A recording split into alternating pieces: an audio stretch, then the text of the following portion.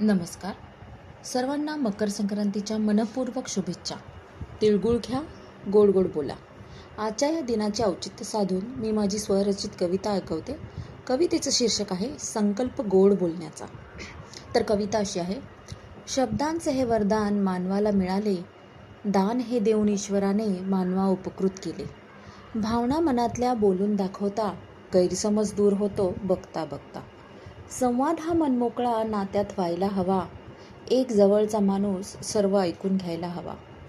मूकपणे कोणी मग सोडणार नाही जग, उंबरठ्यावरून त्या जीवाला आणता आले तर बघ. एकमेका आधार आता शब्दांनी देऊया, हे वेदावे खूप झाले, थोडं गोड बोलून बघूया. संकल्प गोड बोलण्याचा या नवीन वर्षी करूया, संक्रांतीला तिळगुळ देऊन थोडं गोड बोलून बघूया. कशी वाटली कविता नक्की सांगा. धन्यवाद. पुन्हा एकदा मकर संक्रांतीच्या खूप खूप शुभेच्छा.